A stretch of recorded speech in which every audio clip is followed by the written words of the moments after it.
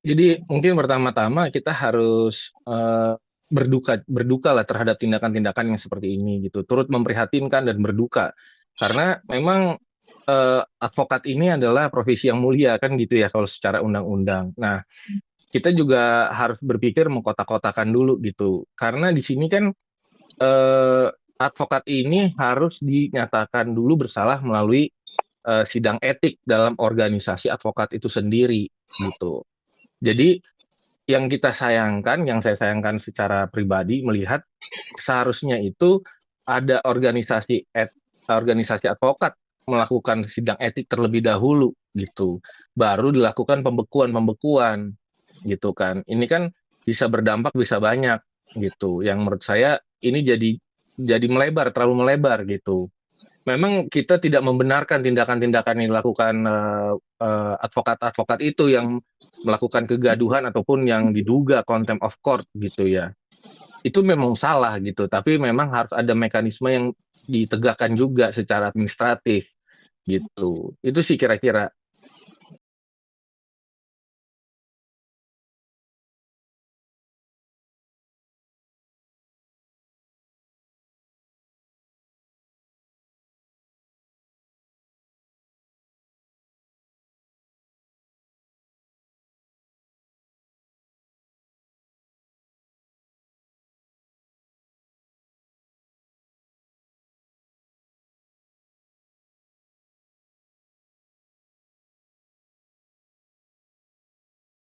Nah, makanya ini yang saya sampaikan miris dan sedih karena memang ini di dalam organisasi advokat itu kan banyak nih sekarang bukan single bar tetapi multi bar dalam organisasi advokat sendiri. Nah, memang seharusnya ada dewan dewan kehormatan etik yang melingkupi gitu daripada berapa berapa puluh organisasi advokat. Jadi memang sehabis dipecat dalam organisasi advokatnya tidak bisa berpindah lagi. Nah, ini kan yang disayangkan kan bisa pindah habis dipecat dari organisasi advokat, dia dipindah ke organisasi lain. Itu kan miris sekali melihatnya. Itu yang pertama. Nah, yang kedua, apakah memang tindakan dari Mahkamah Agung ini tidak mendengarkan daripada administrasi organisasi advokat itu sendiri melalui tahapan sidang etik terlebih dahulu? Kan gitu, itu yang harus ada dipertimbangkan. Nah, yang ketiga, memang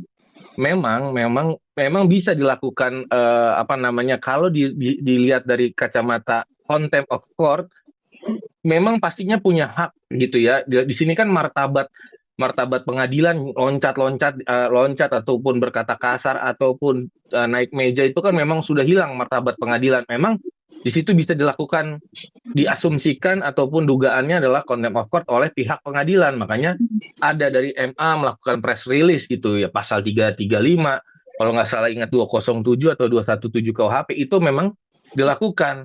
Tapi juga kita tidak harus melihat juga apakah sudah dilakukan sidang etik terhadap advokat Firdaus ini di dalam organisasinya sendiri.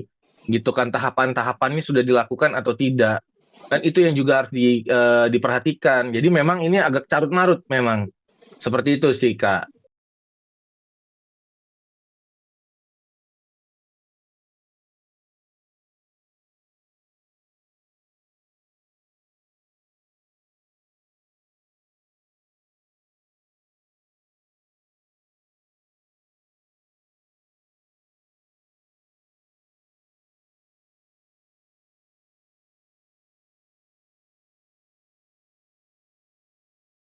Dari kejadian Kalau tersebut. memang kalau memang prosesnya melakukan pengunduran diri, sah-sah aja. Tapi kan yang kita lihat di masyarakat kan posisinya ada preskon lagi dari organisasi advokat Kongres Advokat Indonesia itu tersendiri kan dilakukan apa namanya press conference gitu kan.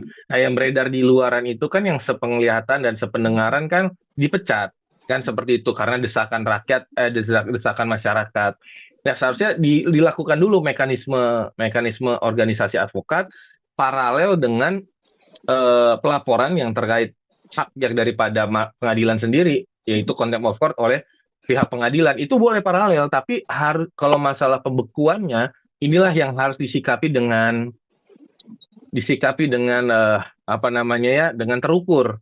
Jangan sampai mencederai juga hak-hak karena di balik daripada ada presumption of innocent juga kan gitu, ada asas praduga tak bersalah, itu harus tetap kita pegang juga gitu. Jangan sampai hak-hak daripada advokat Firdaus ataupun advokat Rasma Nasution ini jadi tercederai juga. Jadi memang seharusnya ada step-step administrasi ataupun paralel bisa berjalan, tapi dengan dilakukan pembekuan ini yang menjadi tanda kutip, apakah nanti setiap advokat melakukan hal-hal yang memang tidak kategorinya di bawah dari naik-naik meja ini bisa langsung dibekukan sedemikian rupa gitu kan. Jadi harus dipahami dengan terukur sih. Kira-kira seperti itu.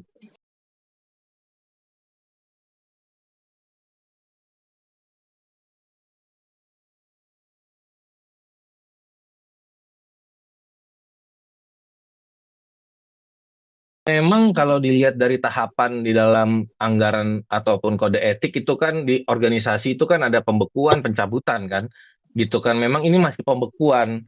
Ya kalau kita asumsikan pembekuan itu kan berarti ada bisa dilakukan ada pemulihan lagi atau bagaimana itu bisa kita lihat, tapi bukan pencabutan kan gitu, pembekuan. Nah memang saya belum cek eh, bukti pembekuannya bagaimana bahasanya, apakah ada jangka waktu ataupun ada wilayah yurisdiksi yang tidak boleh, pembekuannya di mana, dari jangka waktu ataupun lokasi.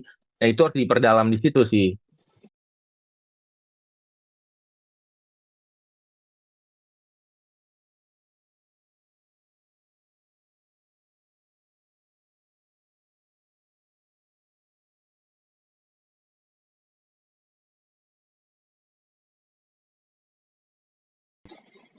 Pastinya kalau kalau memang harus ada permintaan maaf dan ada juga pencabutan terhadap contempt of court itu sendiri yang sudah dilaporkan oleh pihak pengadilan gitu kan. Itu kan memang ada dua ranah berbeda ya. Balik lagi saya jelasin, ada organisasi advokat terkait apa namanya sanksi, mekanismenya harus dijalankan, ada juga contempt of court yang lagi dilaporkan. Ya kalau memang mau di pembekuan ya ini harus ada rekonsiliasi antara laporan advokat organisasi dengan uh, punyanya laporan di punya pengadilan yang di dalam Bareskrim itu yang pasal 335 itu harus dicabut kah atau memang ada perdamaian gitu supaya bisa terjadi pencabutan atau pembekuan itu bisa diangkat gitu.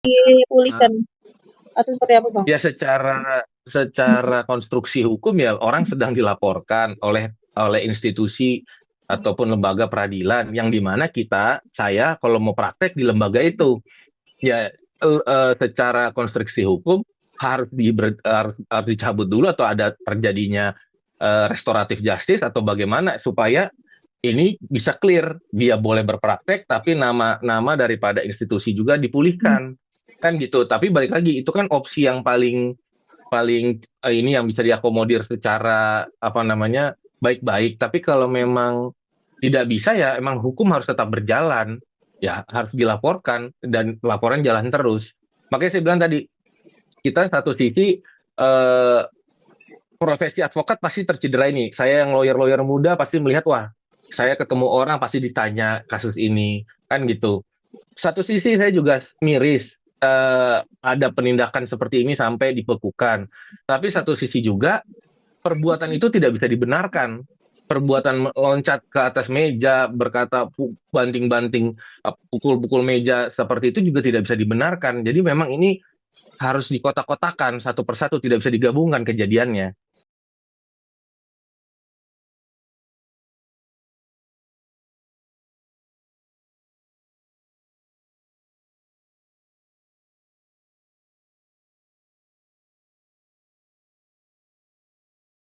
Lawyer-lawyer muda gitu, misalnya seperti saya lawyer muda, banyak hal-hal yang ditonjolkan keglamoran daripada lawyer-lawyer senior. Itu tidak bisa dikatakan salah atau benar. Tapi kan mindsetnya orang menjadi lawyer harus glamor, harus kaya.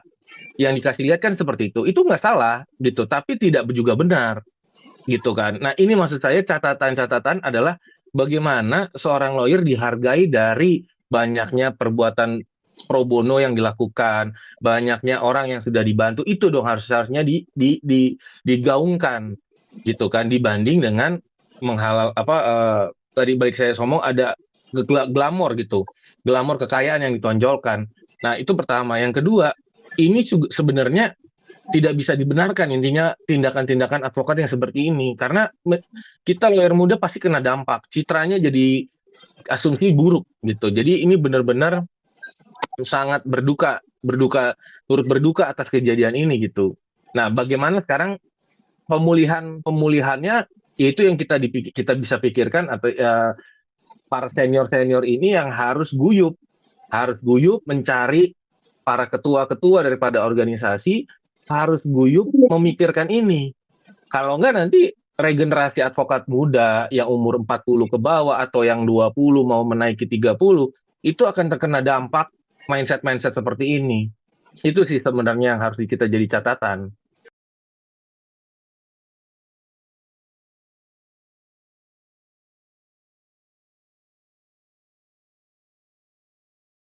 Bukan dalam artian menggurui ya, Kak, gitu. Memang kita paham lah, memang dalam dunia hukum Indonesia ini sudah carut marut tentang kebobrokan sana sini, potensi daripada penegak hukum yaitu jaksa, polisi, hakim, sudah banyak lah yang diketangkep dan segala macam. Tapi memang tidak bisa juga dibenarkan hal-hal yang seperti dilakukan di dalam pengadilan seperti itu.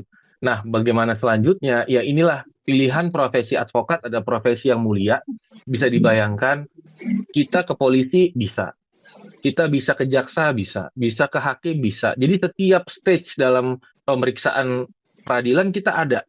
Polisi nggak bisa masuk ke hakim ataupun sebaliknya. Jadi memang lawyer ini adalah suatu profesi di setiap tingkat sistem peradilan dan butuh butuh inovasi atau kreativitas untuk bisa melakukan profesi ini. Jadi balik lagi, kalau bisa hal yang kayak tadi terjadi itu tidak terulang, karena kalau terulang ini dampaknya efek dominonya sangat buruk bagi yang muda-muda gitu sih kira-kira.